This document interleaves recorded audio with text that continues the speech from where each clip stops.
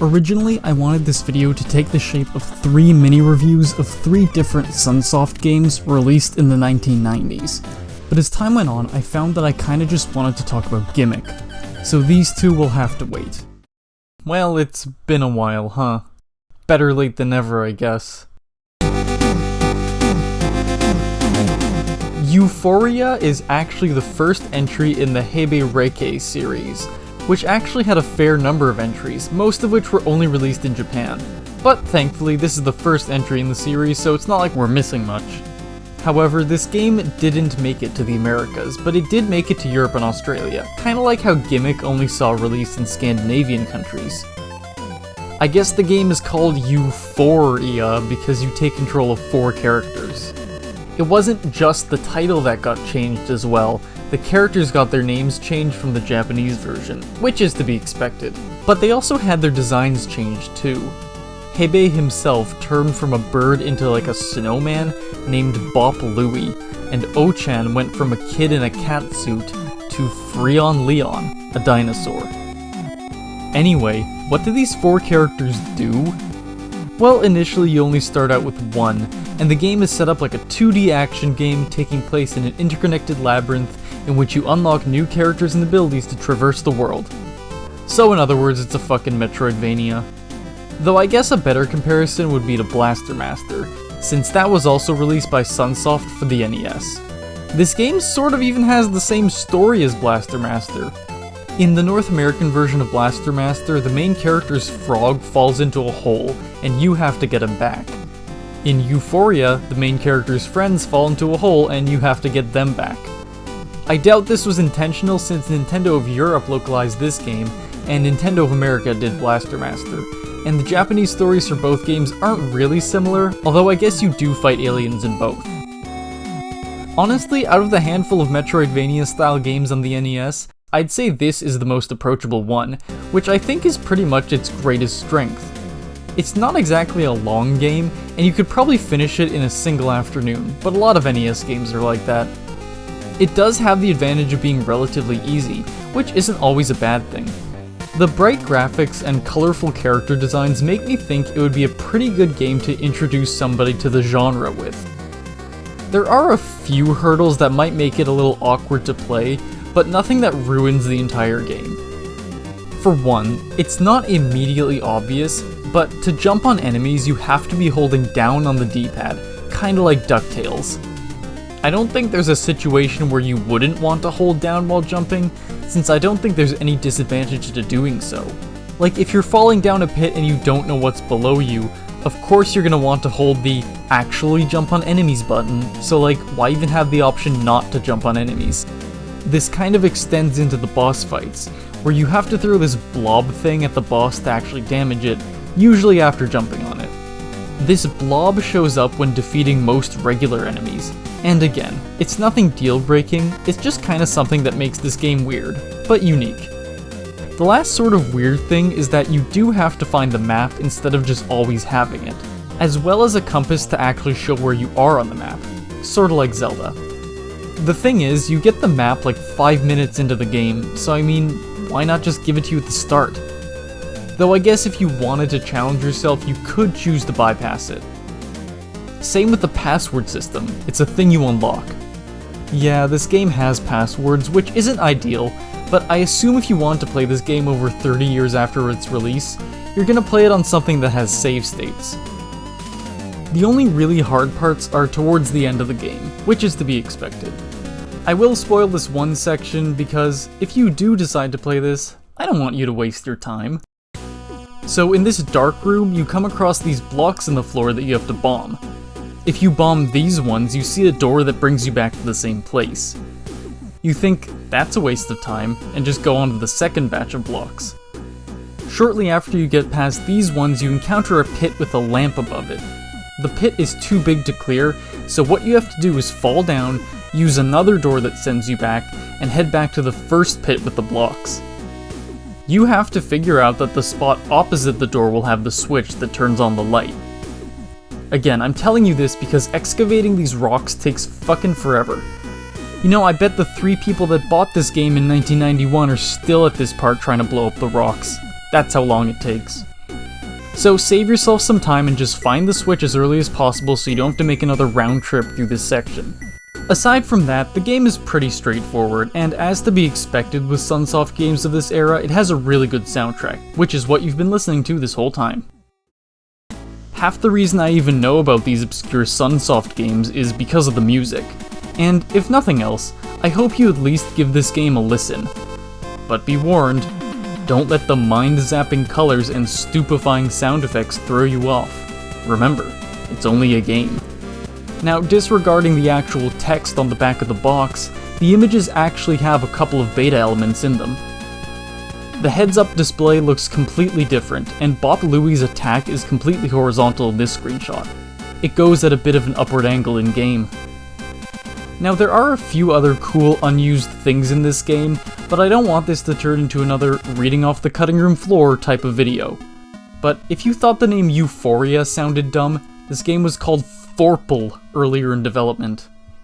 They just really like the word for, I guess.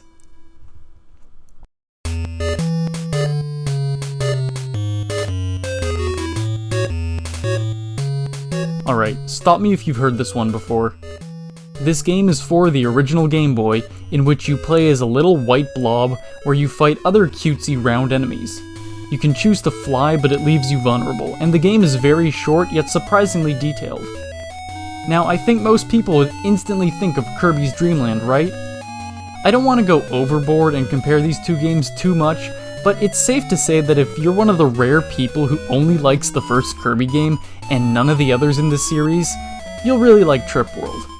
I do have more of a history with Trip World than probably any other Sunsoft game. I remember it was one of the first games I ever played on a PC emulator. I remember using a keyboard to control this thing and messing with all the color settings and stuff.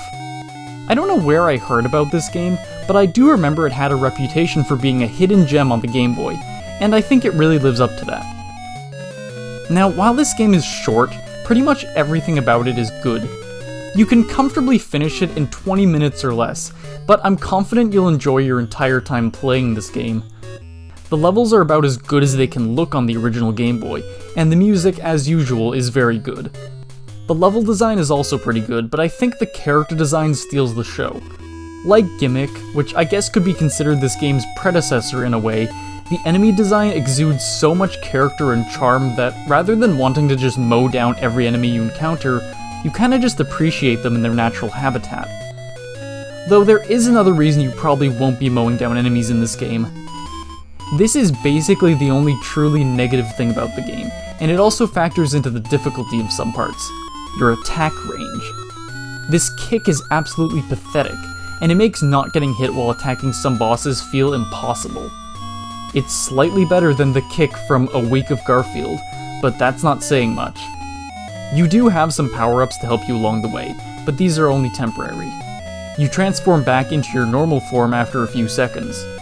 You do have two transformations that you always have access to. Pressing up and B lets you fly, which can bypass large chunks of the level, and it's one of the fastest ways to get around. You can't turn around in the air, you can't attack, and you lose all control if you hit a wall, so it's slightly risky. Pressing down and B in this form brings you back to normal. If you press down and B again while in your normal form, you transform into a fish. Pretty self-explanatory, this thing's only useful for the very few bodies of water in this game, though it does have the best attack out of any of the base forms, but again, it's only usable in water. Now, the main power-up that's more helpful is this one, which gives you a long tail that can damage enemies. The main thing that's impressive about these is the attention to detail here. Much like Gimmick, the developers didn't need to include these things, but the fact that they did anyway shows the amount of care put into even a tiny project like this. Like, for example, in the jungle stage there's this fruit that turns you into a ball. Then a few screens later behind this tree, there's a fruit that gives you a flower on your head. But if you collect this fruit while you're still transformed into a ball, you become tiny. They didn't have to make it do that. They could have just made it so that collecting one power-up overrides the other, but I'm glad they put in the extra effort. My favorite interaction between power-ups is this. If you combine the long tail fruit with the flower one, you get this long-legged form. It's such a weird-looking transformation because these sort of ultra-cute character designs usually don't really have legs whatsoever. You can get it pretty easily in stage 5, but if you kill the mini-boss quickly in stage 4 and take the long-legged form to the stage boss, you can kill it in one hit with a projectile. It's so obscure though, and it's not something you'd be likely to see on your first playthrough. Here's one I didn't know about until making this video.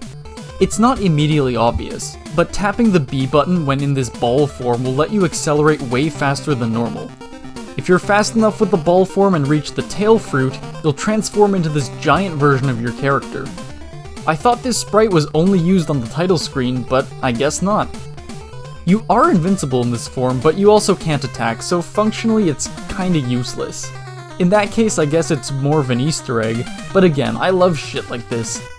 They didn't have to include it, and in an old game like this, including random bonus content came at the direct cost of taking up space in the game's memory, which was very limited on the original Game Boy. This leads me to the question of, how many people do you think have seen these transformations? A couple thousand? A couple hundred?